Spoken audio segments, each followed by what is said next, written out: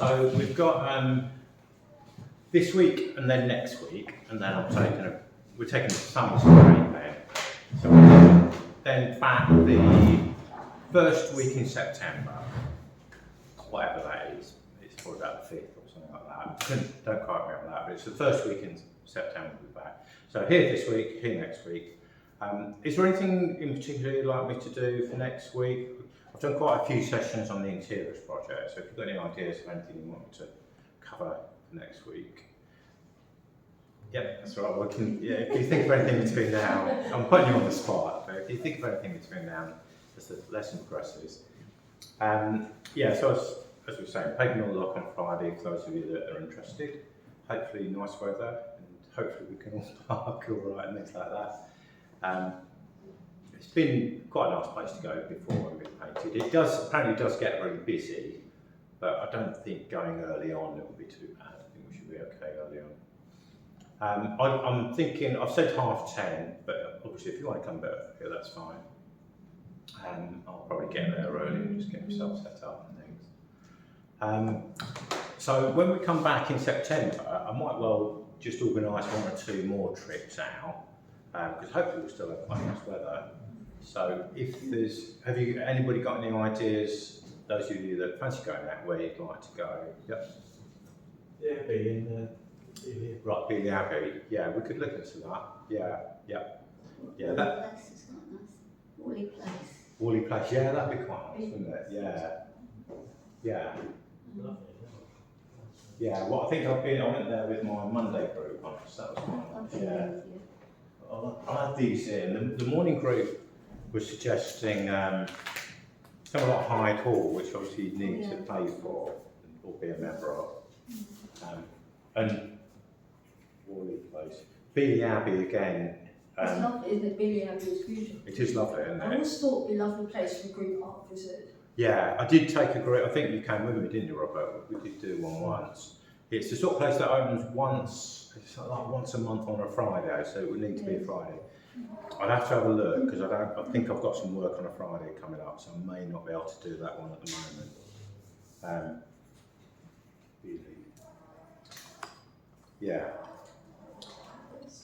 Okay. Yeah. I mean, any other ideas we could? Benfleet's quite nice, but that's where you park. Benfleet. Yeah, that could be good, couldn't it? Yeah, the creek. Yeah. Yeah, that might be quite interesting. Yeah. Nice idea.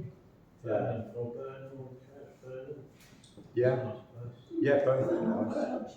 Nice. Yeah, that would be good. It's actually just Hullbridge down the bottom there. Yeah. You've been there before, haven't you? Yeah, Hullbridge. Morden's good. Yeah, they're all good, aren't they? So you'd be happy to sort of travel to those, yeah. No local places coming up, so that's fine. You have to travel. Hullbridge is alright because it's actually a bus there if you can't. Where? Hullbridge. Oh right, yeah. Oh yeah, Hullbridge is, isn't it? Yeah. Sorry, I'm thinking of Battlesbridge, but Hullbridge, Hullbridge is good, isn't it? Yeah, that's quite easy, isn't it? Yeah. Okay, well if you've got any other ideas, then I'll probably try and do maybe 1 or 2 trips once we're back. I'd like to paint in Hadley Church, but I don't think going to churches. Yeah, I don't know. You have to have permission from them. Yeah, you might be able to get permission. Yeah. What's that? The painting of Hadley Church. I did get Which one in Hadley. Hadley, yeah. A long time ago, my group went to St Mary's in Brittlewell, got permission to paint in there. I'm trying to say, because obviously I'm going to Holy Trinity and I could ask, if you wanted John to create a painting Holy Trinity. That'd be quite nice. Maybe we could even go from here. It's lovely. Small Church, group. there's lots of it's beautiful. Yeah. That might be a nice one. We could even include it as part of this session, couldn't we? Just sort of go for an hour, do a bit of sketching. You'd be wilding some ground as well. Yes. Okay. Good. Right. Okay. So that's a few ideas for the plan. So last week, most of you saw me finish this demo. So use the possibly photo for it, but yeah, that was sort of interior using. So that used oils, used water mixed with oils, but it's pretty much the same approach to any oils. So that was that one. I thought today, as obviously some of us are going out, I thought perhaps demonstrate some of the sketching mediums.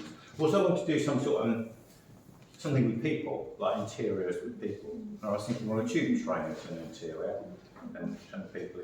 So that's my kind of thing. And I thought I'd demonstrate some of the sketching mediums that I use. So I've basically got two sketchbooks I'm using at the moment. I've got this little one, which comes out with me when I'm painting, because it's quite a small, lightweight sketchbook. It's not very heavy to carry or take up too much space. And then this one lives in my normal bag, which is my kind of brown tone sketchbook. And so these are quite light for, yeah, just kind of tonal sketches really. So the mediums that I use, bits of it. I quite often these two demonstrate the different approaches actually. I did those two last Wednesday. This one is more linear, kind of using lines and then filling in tones. Whereas this is just using the brush pens, very tonally, just blocking in shapes. I'm not worrying about them being too precise. But this is more of a sketch, just planning out a painting. Like I then did that in about 5-10 minutes, then did a painting from that. Whereas this was just sketching it on tube. So with the pens, I generally use the fine liners, the black fine liners, that sort of thing. I've also got these pale grey ones that I've got just to try out one that didn't make such a distinct mark. So I thought that just to try them out really. So alternate between the two, but I use this one because hopefully be able to see it. So subjects like this, I tend to start somewhere in the distance and start with the smaller bits. So ideally probably some of these people in the distance, but I actually started with her this morning, so I thought maybe I'll work over this way. So once you've got one figure in, I probably would perhaps maybe put some of the, almost like the interior details in, and you can then sort of see where they are. I find it easy to draw the people and then the environment around them, because they're like really complicated bits. So I can kind of get her in and then think, well, how high is that door? It's probably about there. And then there's a little round thing more or less opposite her head. So just sort of kind of getting the people, then relating the environment to it. And then if I was working my way across, there's a chap somewhere in there, and then there's another person in here. And I probably would work more detail of those in, but in this case I just want to work over towards her. Just put a couple of these verticals in, and they get a little bit smaller time. And then, well, I was just thinking, well, her head is very slightly higher than the other lady, and I usually find it easier to start with eyes. So something a little bit like that. Sketching on an easel for me is really difficult because my glasses just don't focus at that distance. It's all a bit blurry. Well, I'm better down here, really. But so you can see what I'm doing. I'll have a go. So this lady, I'm seeing like triple vision. So basically, you just kind of get a few features in, and then.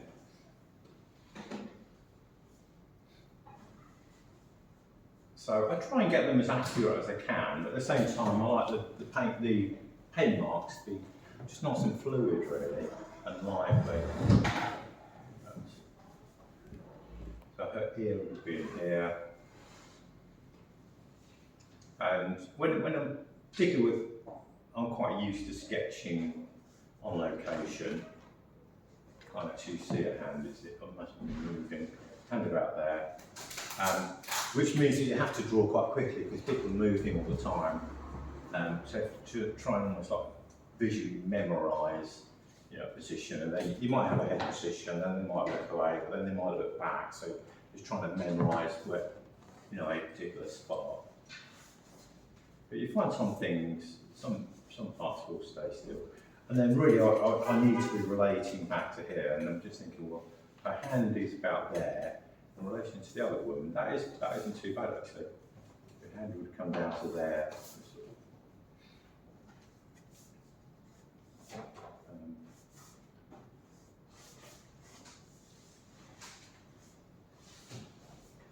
And then her other jeans holy beans. So that's probably enough with the line, and then I like these. I use these 3 pens. These are about £3.50, £4 each. They're a brush pen, and they're really great at just popping tones in quickly. So whereas with a pencil, you know, I might be sort of doing that for ages, just to tone an area in. With this, I can just use it on its side and very quickly kind of pop tones in where I want them. So I just like these for, they're not perhaps the subtlest of mediums, but it's very nice for just getting a sense of where all the lights and darks are going to be. So that would be the lightest one. So I tend to start with the lightest and then go on to the next one, which is slightly dark grey. And I found that as soon as I started using these, and you can sort of run one into, blend them slightly by almost like drawing with one and then drawing over the top with another. You can run one into another. You can very quickly block some tones in and get something looking, just looking like they're solid, so they're 3-dimensional. So, shadow here. Yeah, so to me that very quickly kind of animates the scene. That's a little bit more shadow on the face.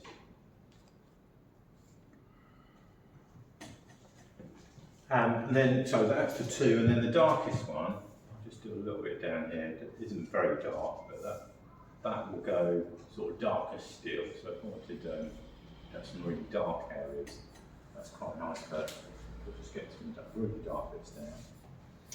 Another alternative is watercolours. So I've got these tiny paint boxes that I carry around with me. And this I use, again, I just have this in my bag, and it doesn't take up a lot of space, but it means that I can just do some, just try to find an example. So that little sketch of some weeds and a little bit of the estuary was just done with the little watercolour box. I've got some brushes, that's great. I've got these brushes have got a little bit of water in them, or you can use it with a pot of water. So again, I can keep this in my little bag, and that's, you know, a nice way of just having some watercolour handy. I'm not going to be able to do great watercolours for something like this, but it's a way of just blocking a little bit of colour and tone in. So this whole box, I tend to fill it up every now and then. So whereas these pens, they look a bit, I don't know, you can kind of see all the marks. With watercolour, you've got a better chance of getting a bigger area. Probably you could work a little bit bigger, quicker with watercolour. A little bit of black there as well. So you can do that. Or the other thing is to, you know, perhaps just draw the brush. Sometimes I will just try and draw directly with the brush like that. Just that chap's hand, a bit like that, and just wash a little bit of tone in. But they're quite, I mean, watercolours, you know, a slightly bigger box with a few brushes, that's quite a nice sketching medium, but if you go out, it's nice and portable. And the sketchbook, I wouldn't necessarily go too much, you know, that sort of size is quite a nice size to sketch in, I find. Yeah, for outdoors, things like something to sit on is really good. If you've got either a portable stool or a little chair, that's really good. It means you can sit either in the sun or in the shade. You can choose your view, rather than having to rely on the beam park benches and things like that, which aren't necessarily where you want to be. That's always good. An umbrella can be handy, either a sunshade or if it rains. Windproofs, just in case it's a bit breezy. But once you've got those things, yeah, and the sketchbook and a few pens, you're good to go. Is that okay? Anyone got any questions? Okay, right. Here we go. You're just so good at figure drawing, which we're not.